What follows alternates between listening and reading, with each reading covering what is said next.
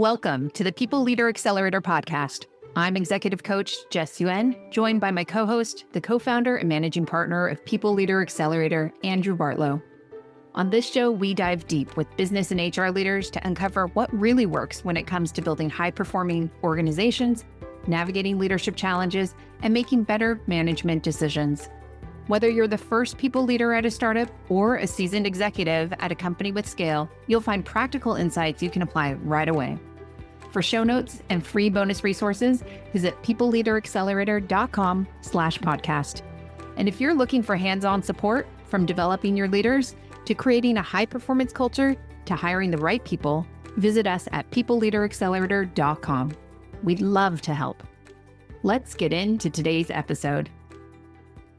So, Keshar, thank you for joining us. And you're still up in beautiful, snowy, cold Minnesota, right? I am, yes. And we are in the midst of another winter storm. So I think we're getting 6-ish inches today and lots of freezing rain and all that fun stuff. So I was just doing a check-in with you not that long ago, and you were talking about changing jobs and having selected your CEOs well, and I thought other people could benefit from it. And that check-in was happening, largely because you're a People Leader Accelerator alum, and I like to keep up with what's going on with you. And I appreciate your time for the catch-up, and I appreciate you sharing your learnings with the audience. Yeah, thank you so much for inviting me on. Always happy to talk about people things and CEOs and all that fun stuff. Yeah, we'd love to hear more about your context too, especially for our audience who maybe hasn't encountered you before. Yeah, for sure. Well, my name is Keshar or Kay. Either way, I respond to both. I have been in the startup space for over a decade now. Started my startup career at an organization called Hired in San Francisco, and then quickly pivoted to health tech, where I've been with organizations like Oscar Health, Galileo, Headway, Growth Therapy, and now most recently at Talea. Love it. Well, hey, actually tell us a little bit more about where you're at right now. What do they do? How large are they at this point? What's your team look like? Well, that's very easy. The team is a team of one, Andrew. It's just me. It's me holding down the fort, which I like. I don't mind that at all. Talea Health is a health tech startup. We actually partner with health systems to help them enable and launch ambulatory infusion services as well as specialty pharmacy services, a desperately needed area. If you or a loved one have ever experienced infusion care, you understand that it is ripe for disruption. It's a really wonderful opportunity to provide patients who are already in a vulnerable state with really exceptional care. So that's really what we do. We partner with health systems to deliver on that promise. The team is really small. We're a team of 11, so very, very early stage, which is great. We are split pretty dramatically between our corporate staff, and then we have clinical staff as well. I'm really curious and learning a little bit more about what does the HR work look like at that early stage? Is it broader? Is it more focused? Yeah. What are you doing right now? Yeah, great question. It's a little bit of everything. It's really building those foundational elements of the organization. So I would say my role right now, given that we are so early stage, I would say is about 50% very tactical, hands-on operational work, and then 50% kind of strategic, forward-thinking, structural to what we're trying to build in the next, I would say 6 to 12 months. And have you been at companies this size? I know you had gone early stage and have been broad, but have you been at companies this small before? Yes. When I joined Headway and when I was at Growth Therapy, both were very, very early. Not 11, but I think when I joined Headway, I think it was 16 people. And when I was at Growth Therapy, I think it was 20 people. So still very early stage, but I think where Talea is different than Headway and Growth Therapy is the rate of growth that we're expected to see. Talea is growing more intentionally, more thoughtfully, and it's not that kind of hockey stick growth that I am accustomed to with organizations like Headway and Growth Therapy and even Oscar Health when I was there. I'm curious with that. How do you think about that prioritization? Because there are so many things that you could be putting in foundationally. What Yeah. allowed you, or what criteria or optimization were you doing as you were thinking about, here's the pieces I'm going to focus on first? Yeah, I think a lot of it is honestly learned experience coming from organizations where I was really early on, being able to understand, okay, when you're 1 to 50 people, these are some of the foundational pieces that need to exist in order for you to scale successfully has been really helpful. But then also being able to rely on wonderful mentors and PLA alums who have all been in similar positions in their career and being able to bounce ideas off of each other and say, like, hey, like, this is what worked for me when we were 30, 40 people. These are some of the programs that I helped launch and develop. And then also partnering with your CEO or your leadership team to really determine, what are the key objectives for the business and how is the people team going to provide the scaffolding to allow that business to be successful. Speaking of your CEO and kind of the critical Hmm. role that they play, how did your CEO think about when to bring in an HR person? Because I do Yeah. find that it is unusually early to have Yes. be dedicated at sub 20. So, had he founded a company before? What were the influences that made him go, oh, I should bring in somebody now?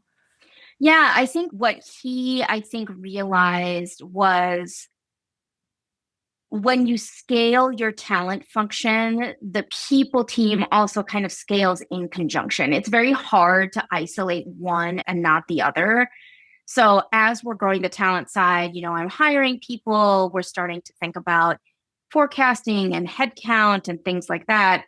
In conjunction with that are also questions that come along with, okay, how are we going to think about performance management? When do we want to do that? Or how are we going to pay people? Where do we want to index in the market? All of these things go together.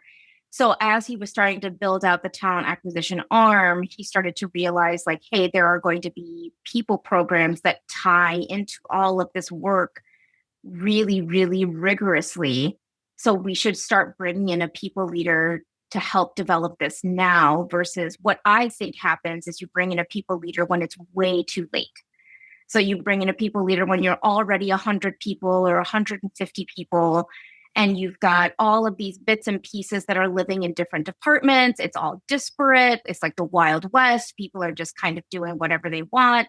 And then you bring in a people leader who has to undo and remanage and reimagine and retool everything instead of bringing someone in really early who's able to build that foundation from the ground up from day one. That feels like a strong signal from the CEO as the hiring leader that they'll be a good partner if they're willing Mm-hmm.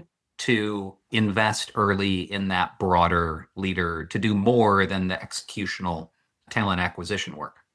Yes, at least in my experiences, I've been, out in the job market when I've been looking for different positions in the past, and I'm speaking with leaders and they're telling me, hey, we're not ready to bring in a people leader now. And, their headcount is 150, 200 people. That's a signal to me that like you're maybe not thinking about the people function as a strategic arm and lever to your business, rather the tactical operational elements of what the people team can do.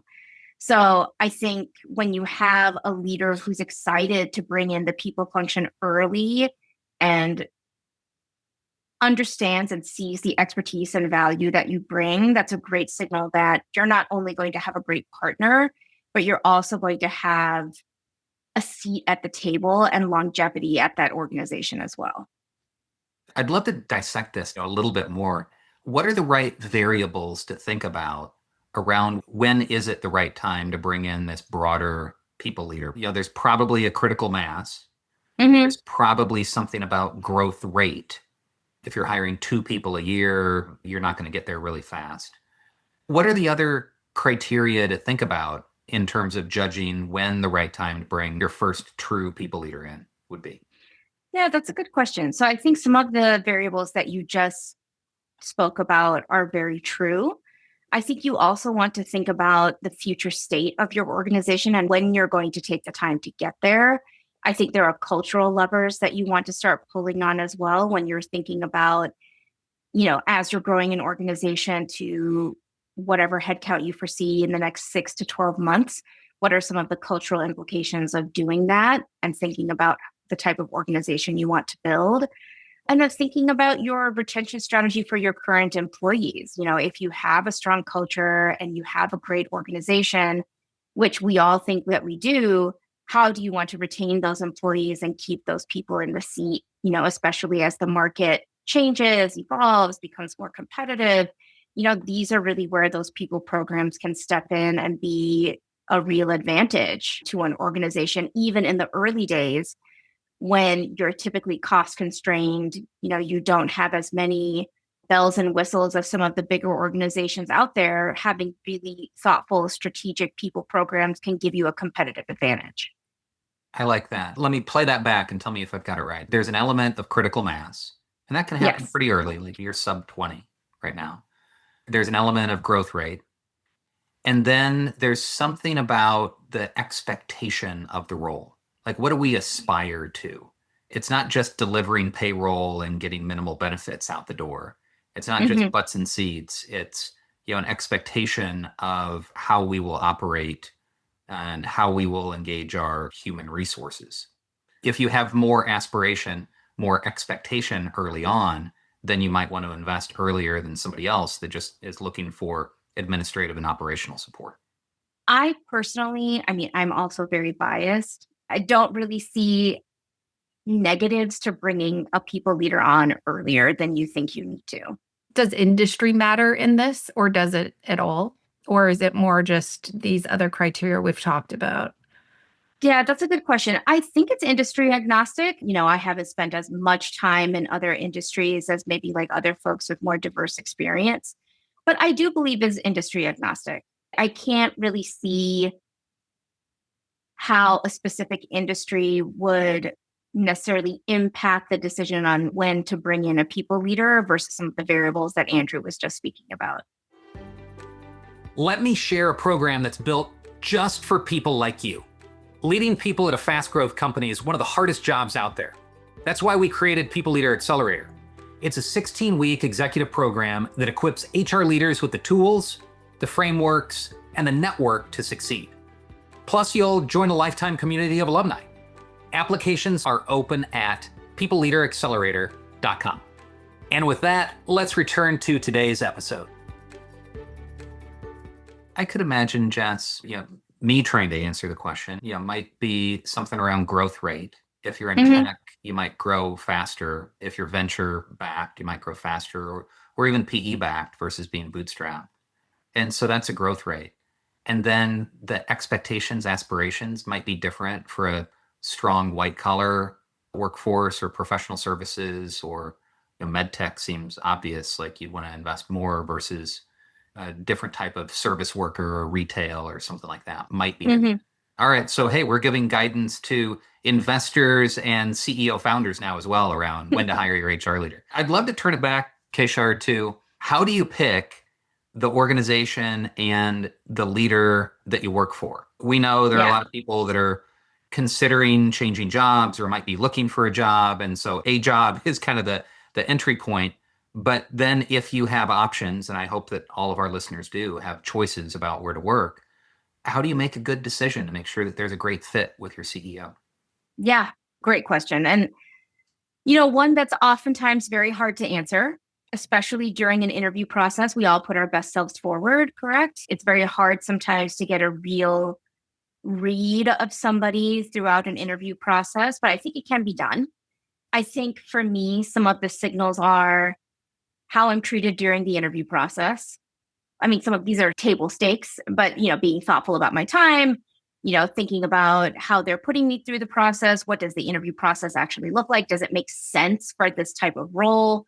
I think answering some of those questions helps give you some picture of how the CEO is going to work with you.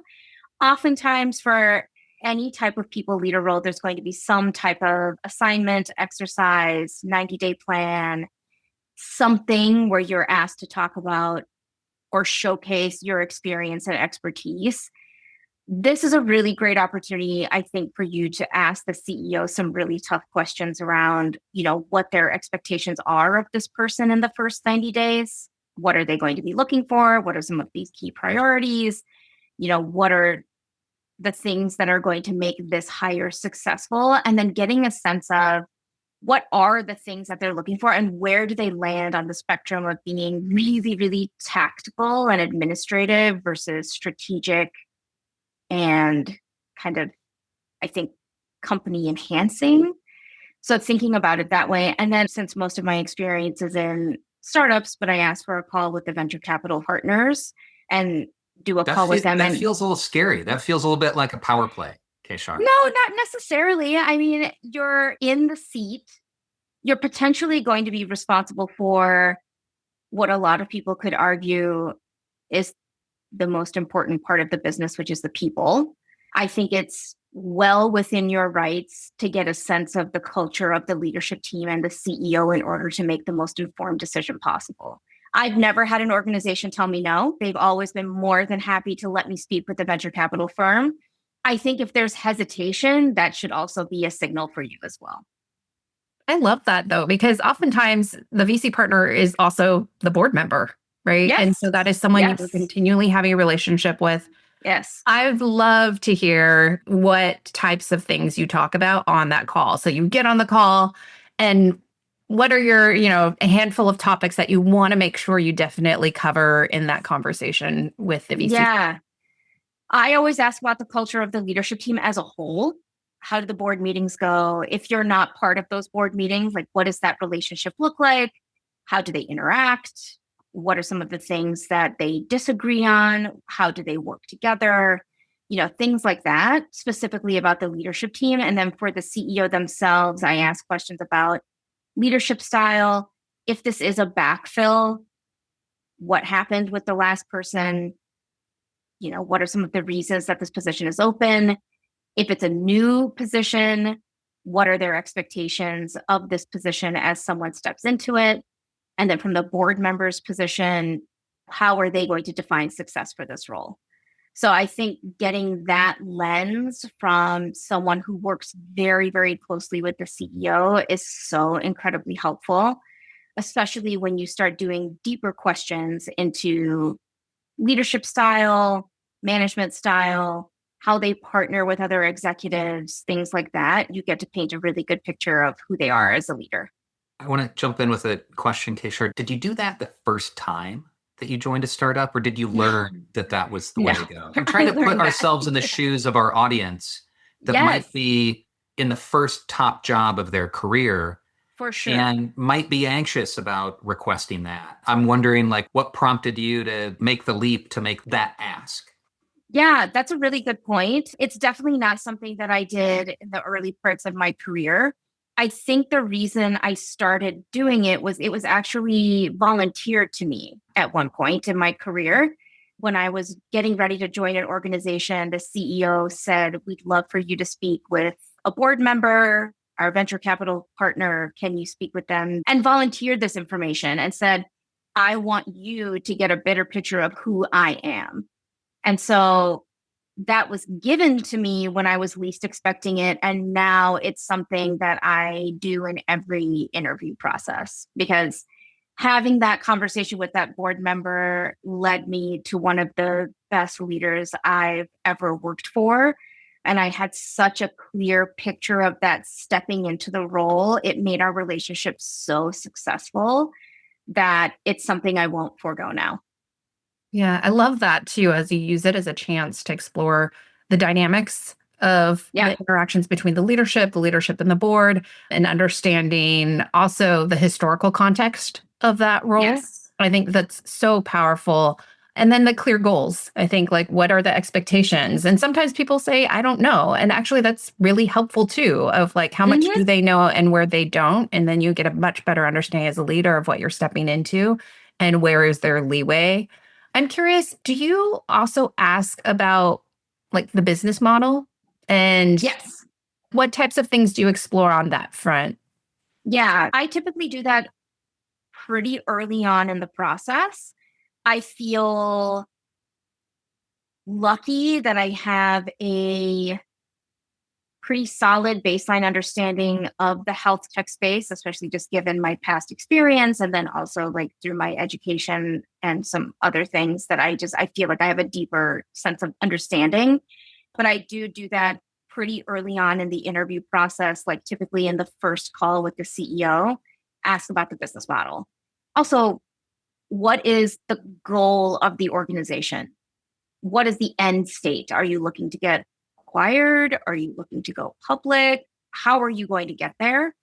And then ultimately, how are you looking to drive revenue? Through what source? I think asking those simple questions can give you a good sense of what that business model looks like and whether you think they're going to be successful. What are you looking for in a good answer? Because I feel like, especially when you join an early stage company, like they're still looking for product market fit. Sometimes it's actually not the strongest business model yet, or that they don't have their go to market motion figured out. And so for you, what constitutes a good or more, solid response versus one that falls short for you? Yeah, I think it's okay joining an early stage organization if they don't have all of the mechanisms figured out, but they should have clarity on how to get there. So I think that's what you're ultimately looking for is a succinct, thoughtful answer versus, hey, we're not sure, but we're going to figure it out in the next 6 months. That is not something that you necessarily want to join right away. Sounds risky. It sounds very risky. And look, like you may be in a place in your life and believe in that organization and you want to take that risk. Absolutely. And sometimes those risks really pay off with tremendous rewards. I am a very risk averse person. So that would not fly for me. But that, I mean, as the HR leader that just joined an 11-person company. Yeah. For those who in our audience who aren't part of a health tech startup or haven't been part of this industry before, what are some of the things that you would look for, whether they're metrics or something else? Like, say they've worked in other industries and they're coming into a health tech startup and trying to figure out, is it good? What would you encourage them to look at that's industry specific? Yeah, I think some of the things that I like to look for are patient growth metrics. So thinking about how are you acquiring those patients? Is there a marketplace play or are you just looking for like payer partnerships? How are you acquiring those patients and how are you going to grow that demographic? Another one that I typically like to look at is, do you have clinical leaders somewhere on your board or on your leadership team? So that's something that I think folks are pretty good at indexing on. Like if you're going to grow a health tech business and you have no clinical leadership, I think that sends a pretty big signal and one that you should pay attention to. I'm not saying that it's right or wrong, but something to take into consideration. And then I also like to look at just the total addressable market as well. So like, who are the competitors in the space and how are they doing? If you're an organization like Headway or Growth Therapy or Alma, who are all kind of playing in the same space, all tremendously successful, that's great.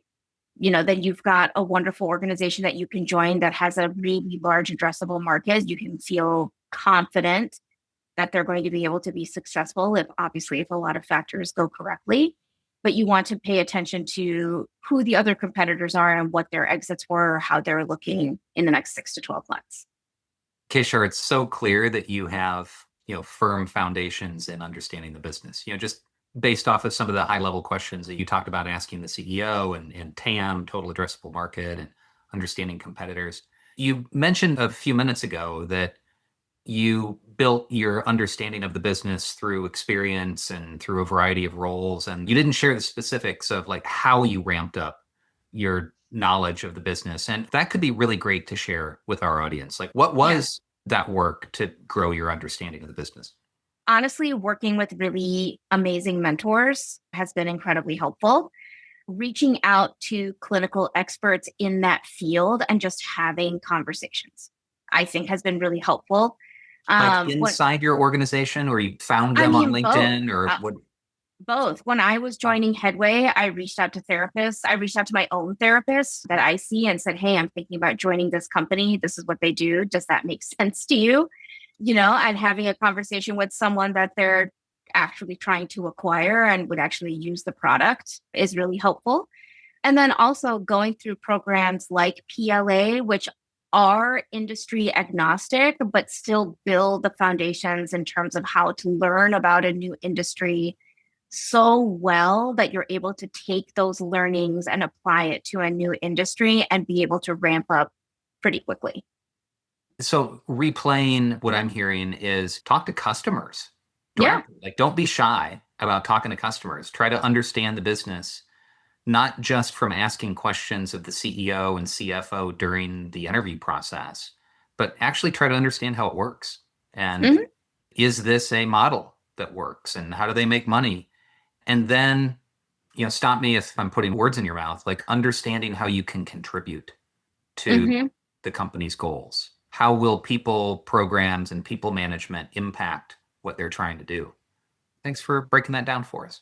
The very first piece of it, you talked about mentorship. And one of the questions I find from people who are building their careers is oftentimes, how do I find a mentor? And it feels kind of weird because like there's this artificial, like, do I just go and say, will you be my mentor version that I think most people have when they're coming into this thought of mentorship. And I'm curious for you, what did it look like to find mentors who you could learn from and be able to build this body of knowledge? Yeah, it's definitely hard to do. Finding a mentor that you click with that you feel will help enable you to reach your professional goals can be challenging. And I totally was in the same bucket of like, do I just reach out to people that I think look cool on LinkedIn and be like, hey, will you mentor me? I think I was very, very fortunate that I had a manager that is probably the best manager I've ever had in terms of enabling my growth, pushing me, really seeing what I was going to be capable of. And it was on me to maintain that relationship. So, kind of like always staying in touch with her throughout my career, asking her questions on career moves, things like that. And then that kind of informal relationship became more formal, where we had more of a thoughtful discussion around like, okay, like, do we want to kind of make this like a formalized relationship? How often do we want to touch base? What are some of the things that you're looking for out of this relationship? Things like that. But it's important as you grow in your career, whether it's someone in your specific subject matter or not, that you maintain those relationships when you're at the company and when you leave. So you're able to reach out to those folks who have had an impact on you and as you've grown and developed and say like, hey, I'm thinking about this type of situation in my career. I've seen you navigate it in yours, would love to bounce some ideas off of you. But it can definitely be challenging, but important to keep those relationships alive, in and out of a company. That's so powerful of just that reminder of sometimes it's a convenience, right? Like they're there, I'll ask them. And when they're not, how do you keep going on it? Right. The other piece that I love around mentorship that you mentioned was don't start with, is this a mentorship relationship? Start with a relationship and ask the questions. And is it useful? And do you want to go back and have that conversation, in the future with them? And if you find that there is good value coming from it, then you can formalize it, but start in this informal way, which I think is incredibly powerful. And I think is very wise advice when it comes to mentors, because it's hard for someone on the receiving end. If you go to them and say, will you be my mentor? It's like, I don't know you yet. It's tough, right? So I love that you're bringing it back to, hey, go on a few dates, figure out if it's okay. And then you can sort of make the commitment. And test it out. Test it out with a couple folks. You don't have to just put all of your eggs in one basket. I've been fortunate in my career to have mentors that I go to for different things, and it's really successful. So it's not to say like, you have one conversation with one person and that's it. You can talk to other people, talk to people who have been really successful in their own careers and have had pathways that you admire, and just open up a dialogue and a relationship and see if there's a fit. I completely agree that you don't have to dive into a formal mentorship relationship from day one. Relationships, as they all do in all of our lives, evolve over time, and you can kind of see where that relationship goes. Yeah, so wise. Coming back to your CEO, who's so awesome, and CEOs you've worked with in the past. Sometimes the transition as a head of people into that role, I find when talking to clients or other heads of people that the expectations that they have of the CEO are like a regular manager, like that they're going to give me good feedback. Yeah. What are your expectations for a CEO who is useful and value, right? Like, and I think this is a challenge for many of us who step into this role, especially when you're working with founder CEOs. Who often aren't experienced managers. They don't know how to have a great one-on-one. We are lucky sometimes that we find these magical founder CEOs, but they don't all exist. But I'm curious, what do you expect of your CEO and what makes a good relationship? And are there any, I don't know, norms or cadences or traditions that you reinforce with a CEO to be able to maintain that relationship? I think for me, baseline expectations are I have a good sense of what you're looking for me from output in the first 90 days minimally. And then I have some type of goaling around 6 months to a year. Now, that can be a very loose framework. It can even just be like hire 20 people in the next 6 months. Like it doesn't have to be super formalized, but I need some type of goalpost to know what I'm working towards. Typically, CEOs are incredibly busy, pulled in a million different directions. They have oftentimes very little visibility into what the people department does, and oftentimes have no clue what a people department is even supposed to do. And that's really where you as a people leader need to step in and take ownership of that relationship. It's on you to say, like, give visibility. When I was working with prior CEOs, even if they didn't ask for it, at the end of each week, I'd say like, hey, here are like 5 top things that I've got going on this week. These are the milestones I have. This is where everything is living. Do you have any questions?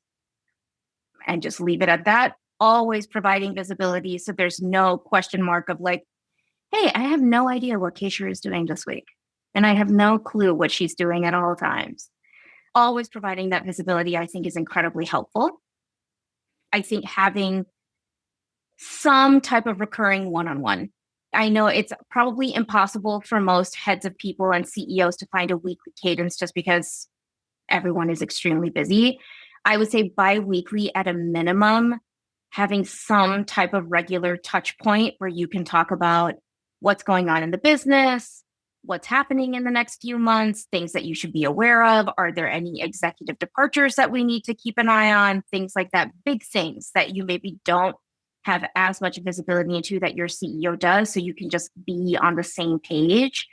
And then constant communication. I think just always having that open dialogue. And it's on you to ask those questions and say like, hey, these are the top 3 things that I've heard from you that we're going to be focusing on for the next few months.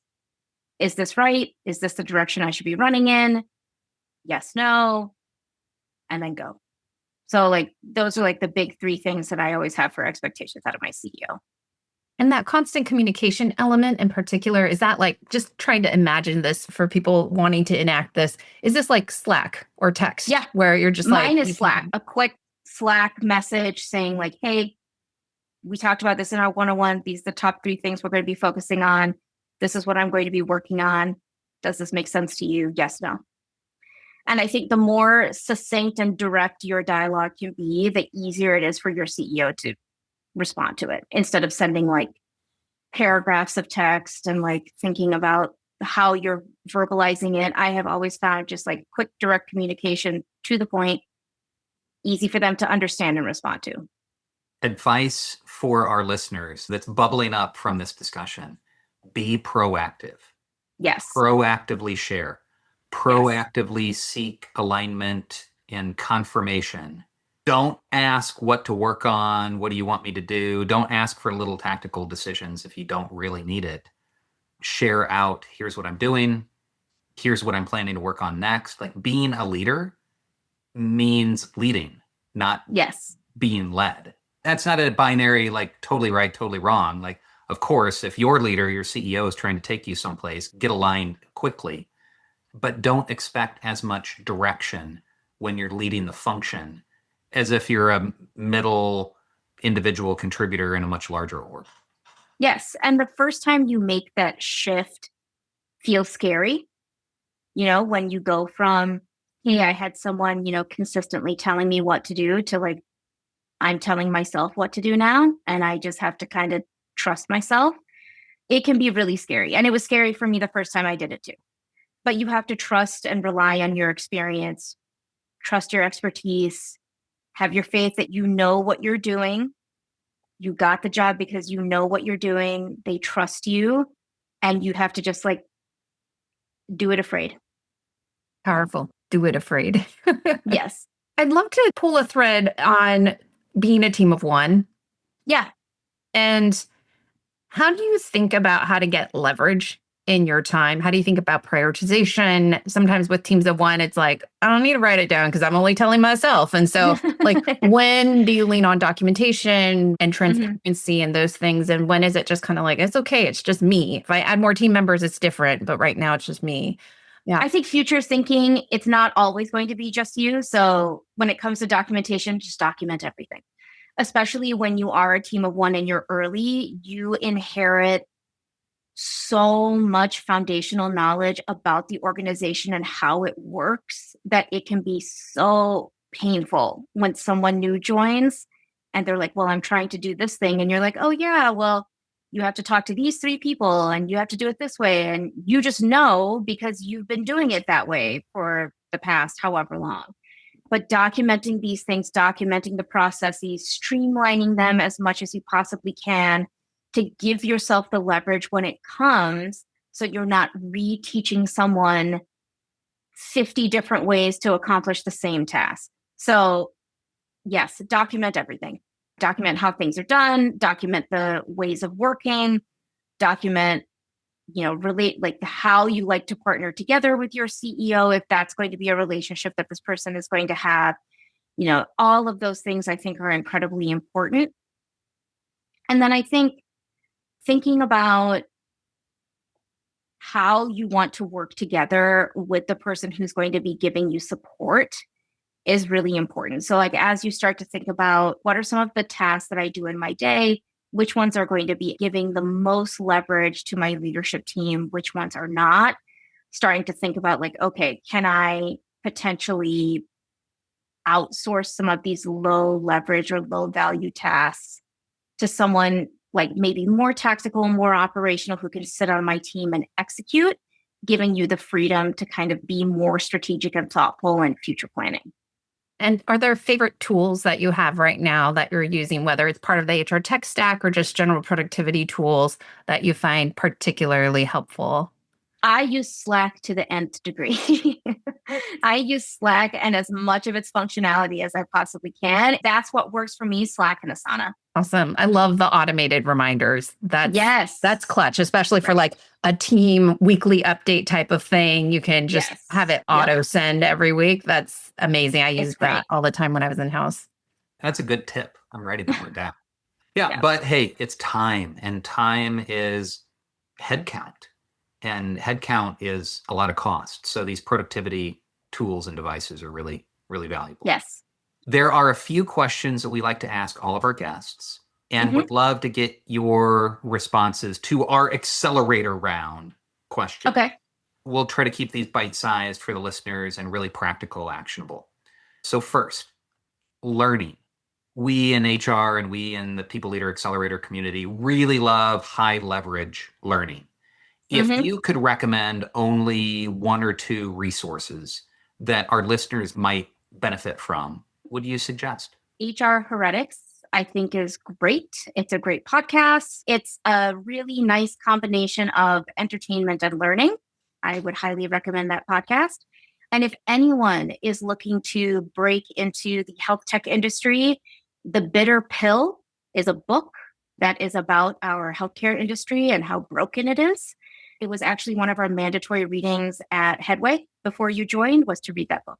So I would highly recommend that as a learning tool. I really like the marriage between the business and the HR connection there. And Kelly Dragovich was one of our very first guests, of course. She's the best. Love Kelly. All right. Hey, accelerator round question 2. What sentence or two of advice could you give to a listener about how to accelerate their HR career? Invest in yourself. I think that's number one. An organization like PLA or an executive MBA, or there's a variety of other programs that you could potentially join.